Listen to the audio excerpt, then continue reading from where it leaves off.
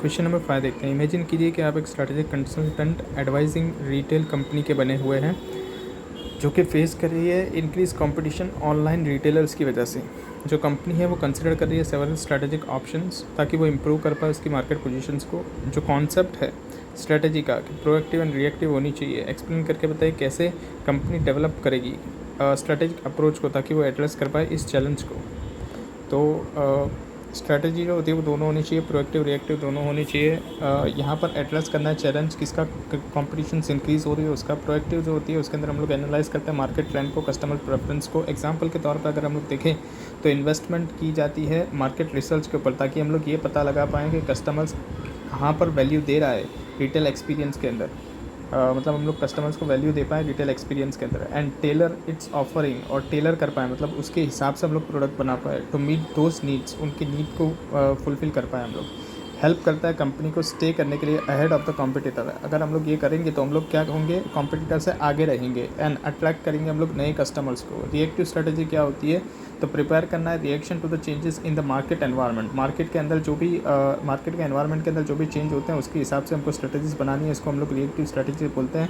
यहाँ पर हम लोग रिएक्शन करते हैं change in the market environment के हिसाब से और उसके हिसाब से हम लोग स्ट्रेटजीज बनाते हैं। एग्जाम्पल के तौर पर अगर कॉम्पिटिटर ने लॉन्च कर दिया नया ऑनलाइन शॉपिंग प्लेटफॉर्म को, तो जो कंपनी है उसको भी क्विकली क्या करना पड़ेगा, असेस करना पड़ेगा कि इसकी इम्पैक्ट उसके बिज़नेस पे क्या आएगी, एंड उसके हिसाब से उसको डेवलप करना पड़ेगा रेस्पॉन्स को। ये जो स्ट्रैटेजी है ये हेल्प करेगी अडॉप्ट करने के अंदर change in the market condition के। मार्केट के अंदर जो भी चेंज हो रहे हैं उसके हिसाब से वो लोग चेंज करेगी अपने आप को, एंड मेंटेन इट्स कॉम्पिटिटिवनेस, और कॉम्पिटिटिवनेस के अंदर वो बनी रहेगी।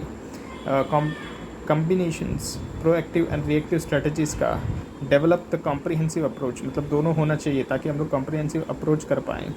Address the increasing competition from the online retailers, ताकि हम लोग जो कॉम्पिटिशन इंक्रीज़ हो रही है ऑनलाइन रिटेलर्स के हिसाब से वो हम लोग क्या कर पाएँ, एड्रेस कर पाएँ। Allow the company to capitalise on the opportunities for the growth. ये क्या करेगी, कैपिटलाइज कंपनी को यहाँ पर अलाउ किया जाता है कि वो कैपिटलाइज करे उसकी अपॉर्चुनिटीज़ को, ग्रोथ की, while also mitigating the risk and response threats in the market. Allow करेगा कंपनी को कि वो कैपिटलाइज कर पाए उसकी अपॉर्चुनिटीज़ को ग्रोथ के लिए, एंड ये मिटिगेट करेगा रिस्क को एंड रिस्पॉन्स करेगा थ्रेट्स को मार्केट के अंदर। मतलब अगर हम लोग प्रोएक्टिव रिएक्टिव दोनों अडॉप्ट करते हैं तो कंपनी को कैपिटलाइजेशंस के अंदर ये अलाउ करेगा अपॉर्चुनिटीज़ को कैपिटलाइज करने के अंदर जो कि ग्रोथ की होगी, एंड मिटिगेट करने के अंदर risk and response threats in the market. उसके बाद देखते हैं question number 6। ABC retail change regularly monitor कर रहा है कंज्यूमर ट्रेंड को एंड सप्लाई चेन फ्लेक्सिबिलिटी को। जो रिटेल चेन है वो ट्रैक कर रहा है कंज्यूमर ट्रेंड को ताकि वो एडजस्ट कर पाए उसकी ऑफरिंग को। इंश्योर किया जाता है कि ये मीट करेगा कस्टमर नीड को। साइमल्टेनियसली यहाँ पर मेंटेन किया जाता है फ्लेक्सिबल सप्लाई चेन ताकि रिस्पॉन्स कर पाए स्विफ्टली डिमांड फ्लक्चुएशंस का। मतलब जैसे जैसे डिमांड फ्लक्चुएट होती है उसके हिसाब से हम लोग रिस्पॉन्स कर पाए। ये जो स्ट्रैटेजी ये एनेबल कर रही है ABC रिटेल चेंज को एंटिसिपेट करने के लिए मार्केट शिफ्ट, मतलब जैसे मार्केट शिफ्ट हो रही है उसके हिसाब से वो लोग भी अपनी स्ट्रैटेजीज़ बना पाए। ये रिएक्टिव स्ट्रैटेजीज होती है उसके अंदर बताती है, and adopt to them effectively, ensure the competitiveness and customer satisfaction. इससे हमको कॉम्पिटिटिवनेस एंड कस्टमर सेटिस्फैक्शन आएगा। Which types of the strategy is retail chain employing, कौन सी टाइप की स्ट्रैटेजी ये रिटेल चेन ने एम्प्लॉय करके रखी है। तो आंसर नंबर 6 के अंदर देखते हैं बोथ प्रोएक्टिव रिएक्टिव दोनों करके रखी है। प्रोएक्टिव कैसे करके रखी है, तो कस्टमर्स के ट्रेंड को उसने जान लिया है, एडजस्ट कर लिया है उसने प्रोडक्ट को उसके हिसाब से। और रिएक्टिव क्या होती है, तो फ्लेक्सिबल सप्लाई चेन उसने बना ली है, तो ये रिएक्टिव हो गई।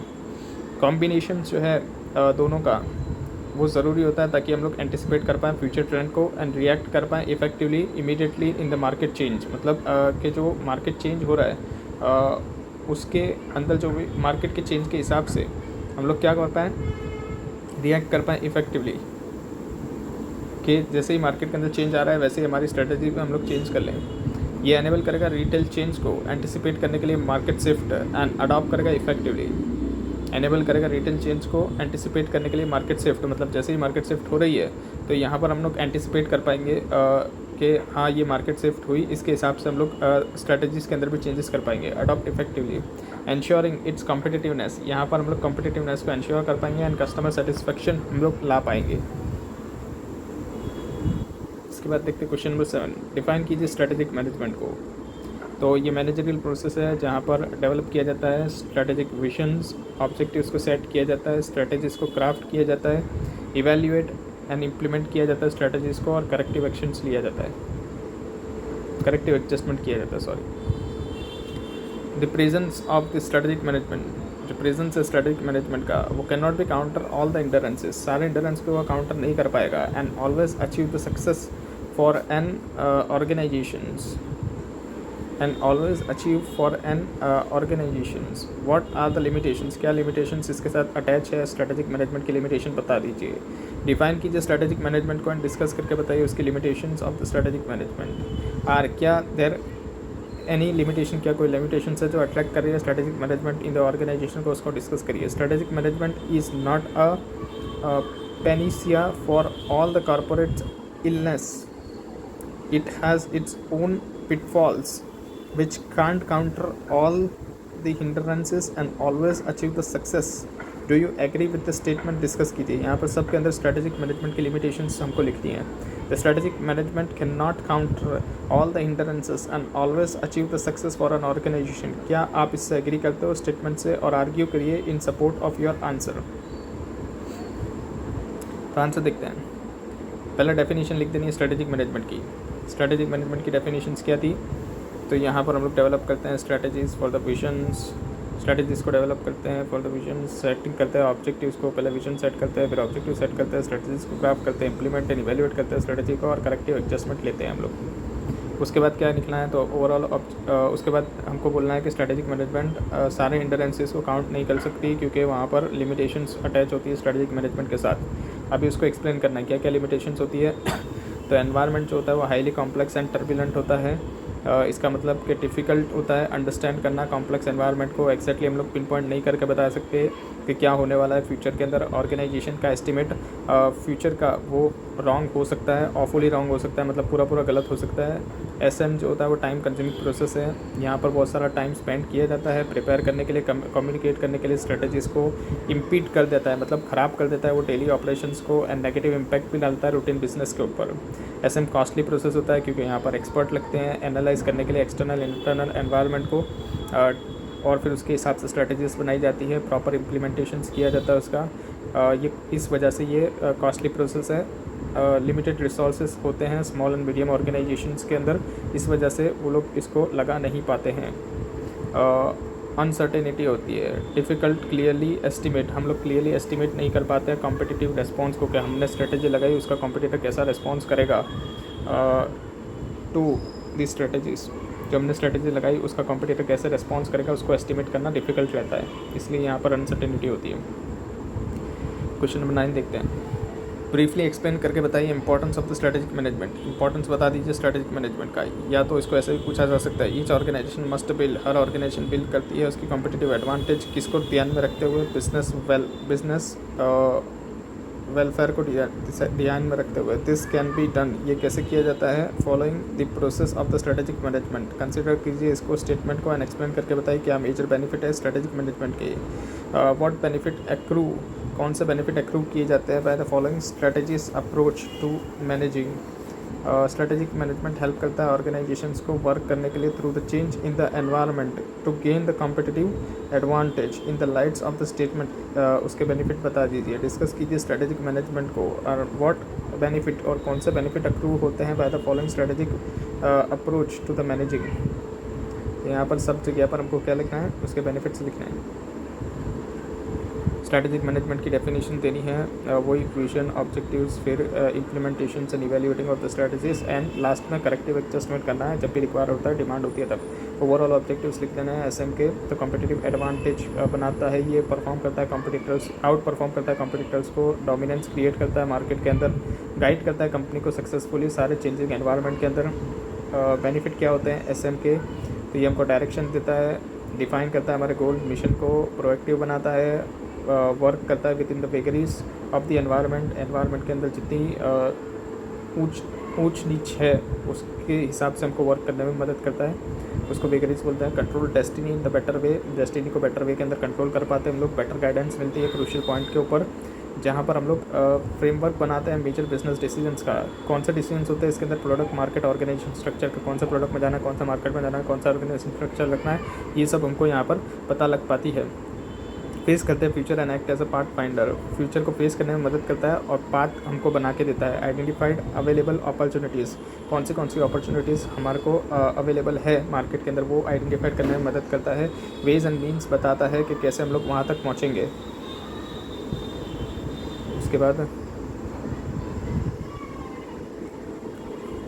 ये सर्व करता है as a corporate defence mechanism, corporate defence mechanism के तौर पे ये हमको सर्व करता है। अगेंस्ट किसके, कॉर्पोरेट डिफेंस मैकेनिज्म, तो जो मिस्टेक्स होती हैं, पिटफॉल्स होते हैं, उसके अगेंस्ट में ये हेल्प करता है ऑर्गेनाइजेशंस को अवॉइड करने के लिए costly mistakes in the product market choice और इन्वेस्टमेंट। ये एनहेंस करता है longevity of the business, longevity मतलब लॉन्ग टर्म बिजनेस चलेगा वैसी, उसको बढ़ावा देता है। Core competencies and competitive advantage जगाता है, असिस्ट करता है in fighting for the survival and growth, मतलब कि मदद करता है हमको लड़ने में सर्वाइवल और ग्रोथ के अंदर, कंपनी को सर्वाइवल और ग्रोथ के अंदर मदद करता है ये competitive core competencies and competitive advantage मिला के। इसके बाद क्वेश्चन नंबर 10 देखते हैं। इन स्ट्रेटेजिक मैनेजमेंट, क्या strategic management bundle of tricks and magic है? एलिसिटेट करके बताइए इस स्टेटमेंट्स को। तो नहीं, ये बंडल नहीं है ट्रिक्स एंड मैजिक्स का। एसएम की डेफिनेशन फिर लिख देनी है। तो स्ट्रेटेजिक मैनेजमेंट की डेफिनेशंस के अंदर हमने देखा था विजन्स को, स्ट्रेटेजिक विजन्स बनाते हैं, फिर ऑब्जेक्टिव्स को करते हैं, फिर वो सारी पूरी लिख देनी है इसके अंदर लास्ट तक का, जहाँ पर हम लोग क्या करते थे, करेक्टिव एडजस्टमेंट करते थे, स्ट्रेटेजीज बनाते थे, उसको इम्प्लीमेंट करते थे और करेक्टिव एडजस्टमेंट करते थे। एसएम की डेफिनेशन के बाद हमको बताना है कि सिस्टमेटिक एंड एनालिटिकल थिंकिंग रखता है, ये इन्वॉल्व करता है systematic and analytical thinking and उसके हिसाब से एक्शन लिए जाते हैं यहाँ पर। सक्सेस और द फेलियर जो होता है, सक्सेस और फेलियर जो होता है स्ट्रेटजी का, वो किसके ऊपर डिपेंड करता है? सेवरल एक्सट्रानियस फैक्टर्स के ऊपर, मतलब जो भी एक्सटर्नल फैक्टर्स होते हैं उनके ऊपर डिपेंड करता है, एक्सट्रानियस फैक्टर के ऊपर। It can not be stated that, यहाँ पर हम लोग ये बोल नहीं सकते कि formulating the strategy required careful planning, मतलब यहाँ पर हम लोग क्या नहीं बोल सकते कि वो bundle of magics and tricks नहीं है, वो bundle of magics and tricks है, ऐसा हम लोग बोल नहीं सकते। वो bundle of magics and tricks नहीं होता है। फिर यहाँ पर फॉर्मुलेट करना है स्ट्रेटजी, उसके अंदर हमको केयरफुल प्लानिंग करनी पड़ती है एंड स्ट्रॉन्ग कॉन्सेप्चुअल अंडरस्टैंडिंग होनी चाहिए, एनालिटिकल एंड विजनरी स्किल्स होनी चाहिए हमारे पास।